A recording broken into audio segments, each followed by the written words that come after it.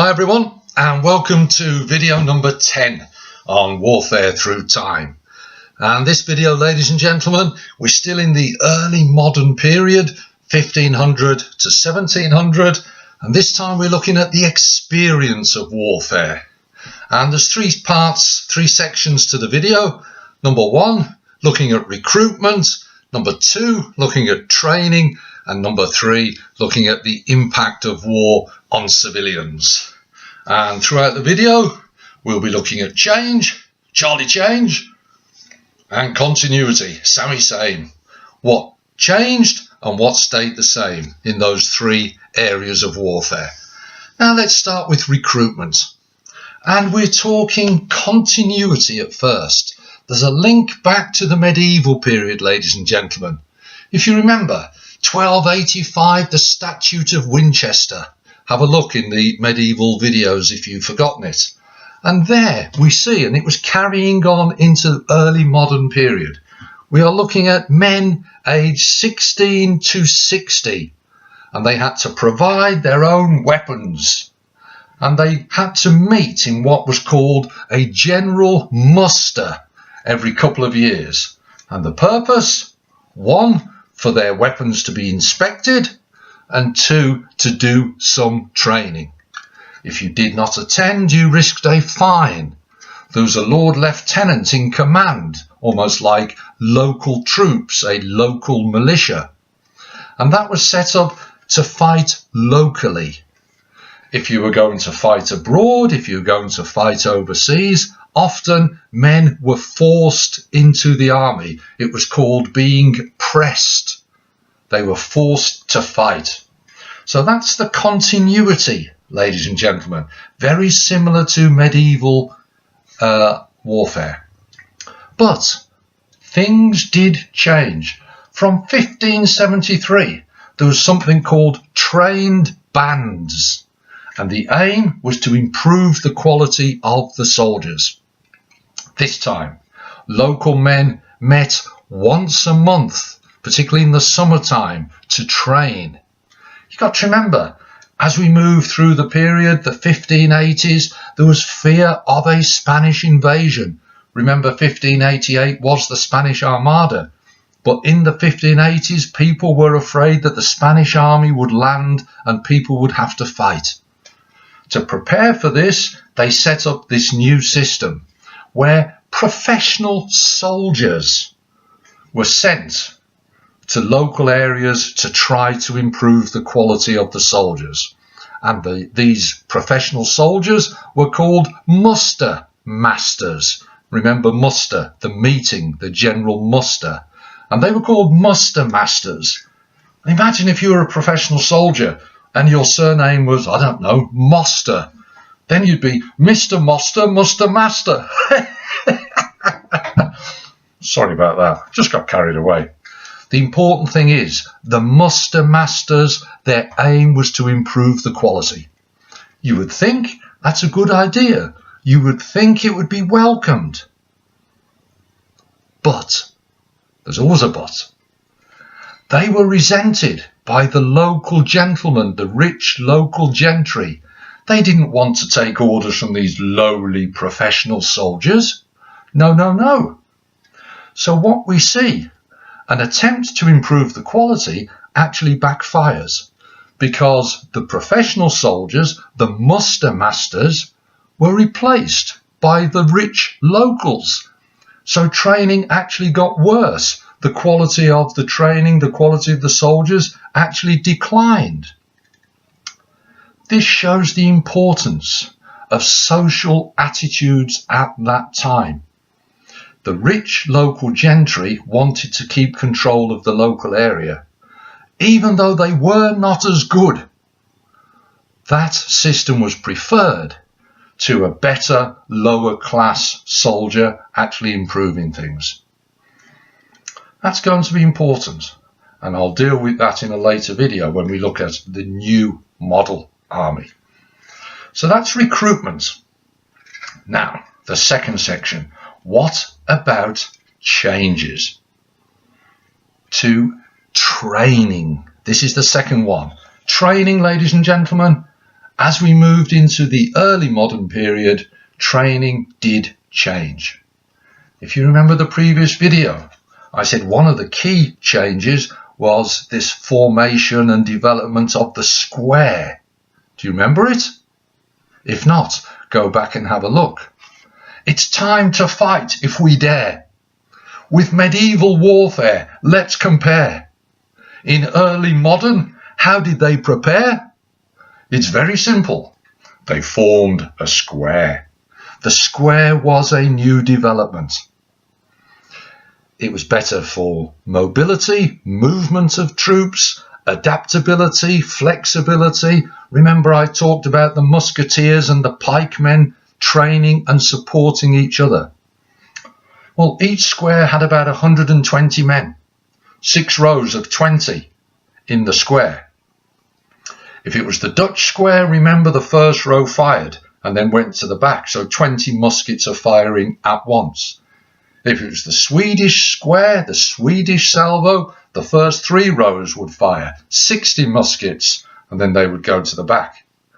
So, because the square was using musketeers and pikemen working together, as already mentioned in the previous video, they had to train, to practice, to prepare, to listen to the different drum beats, indicating the signal of where to move and when.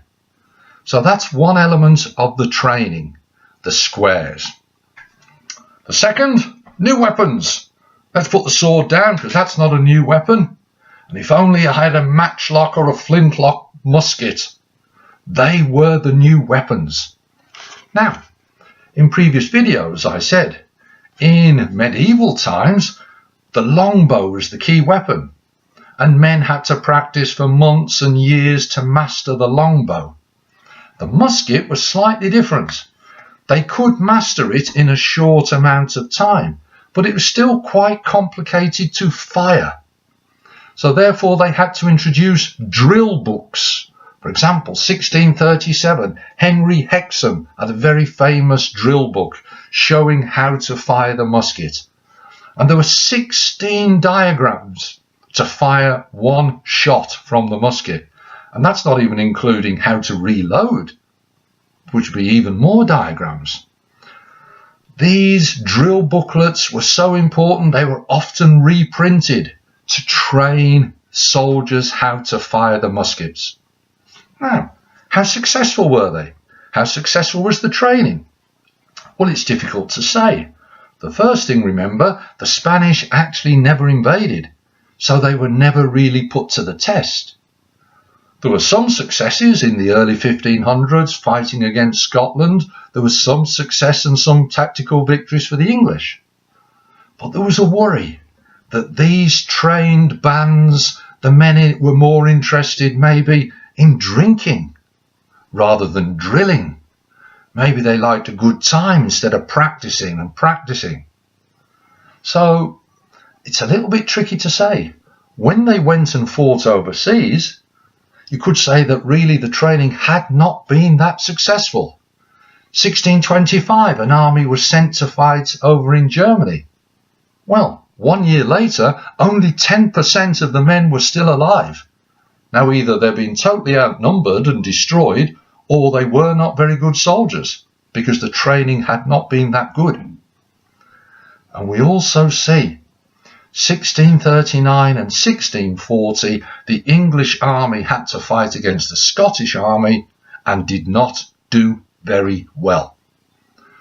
Some people have suggested, therefore, that maybe this new system for training was a little bit of a failure. Many English soldiers deserted.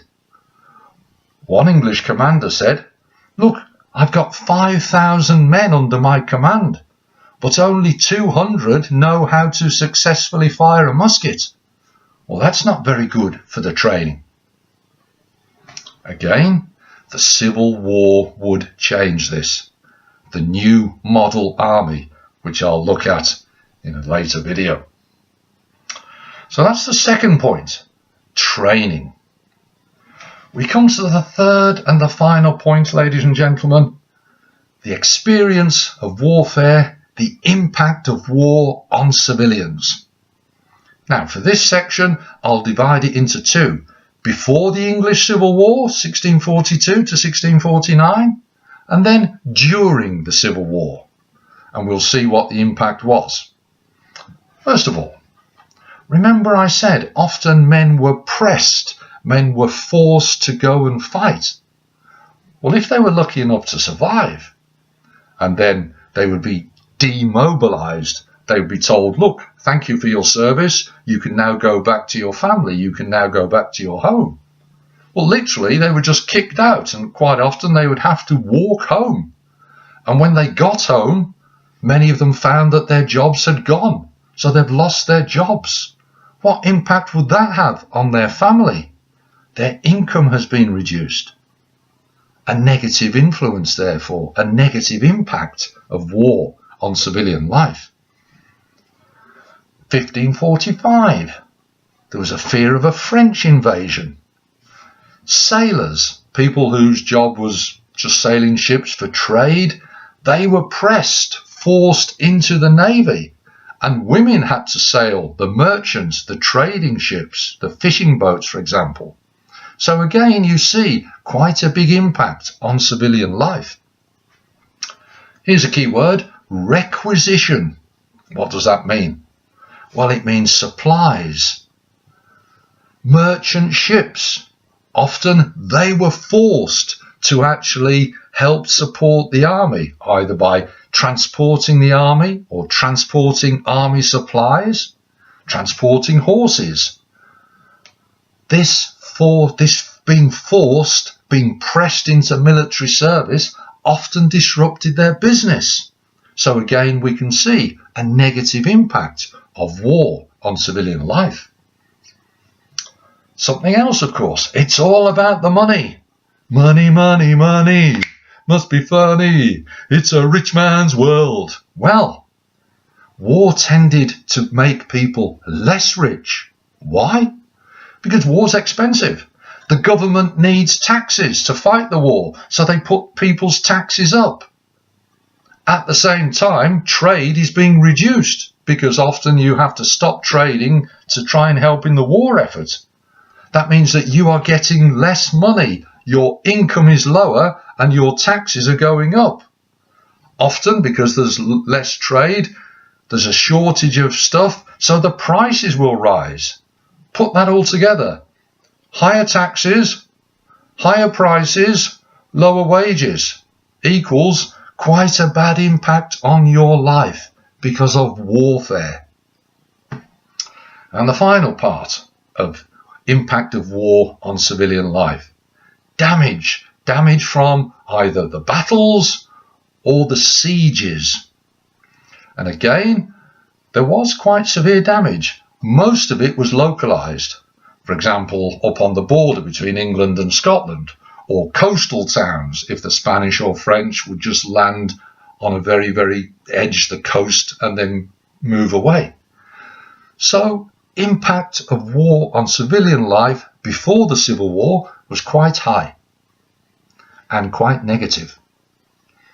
What about during the Civil War, 1640s? Well, remember, men are being pressed into the army. Men are having to muster and then go and fight. And in the Civil War, some men volunteered to go to fight. Some families, we have fathers and sons fighting on different sides. Parliament versus the king. So there was quite a big impact on family life and work situation for civilians. Requisitioning again. During the Civil War, ships were pressed. Ships were forced to do work for the military. There was also something called plunder, which was basically stealing. Often due to shortages, the army had to be fed, and sometimes the army would go and take the food. Sometimes soldiers would not be paid, and they would go and take things. Or sometimes soldiers would be allowed to go and take things by their generals as a reward for good work and winning battles. So plunder had a negative impact on civilian life. There was something called free quarter. Here, the locals, the civilians, were forced to feed and house the soldiers, the army. Now, the army would leave a signed receipt, almost like an IOU. Thanks for giving us all the food. Thanks for putting us up. Here, we will come back and pay this later. Great news, you would think. Of course, you've guessed it. They often did not return and pay. So the civilians are out of pocket. They have lost money and negative impact. Ironically, the new model army, which I'll look at in the next video, they often did pay. So that's a change. The new model army did pay for free quarter. Again, money. Remember taxes. In the English Civil War, the taxes in the local area were very, very high. Here's an example. Down in Oxfordshire, £3,500 1 year before the war. During the Civil War, £60,000. A huge increase. A negative impact of war. And the final one, damage. Again, if you're in the area of the battle, there would be quite severe damage. But also, an army marching through your area could cause damage. Sieges were even worse because it went on for longer and you'd have to maybe give the food or house the soldiers or help in some way. A negative impact. Many houses were pulled down in sieges. In the Civil War, 11,000 houses were destroyed. 55,000 people were made homeless. Castles were partly destroyed. So again, in the English Civil War, the impact of war on civilians in certain areas was quite severe. So there we have the experience of war in the early modern period. Now in this video, I've mentioned something called the new model army. A massive change, ladies and gentlemen. Well, what's that all about? It's so important. It needs a video all on its own. So the next video, ladies and gentlemen, which I hope will be useful, is about the new model army. As ever, I hope this has been useful. Okay? See you soon. All the best now.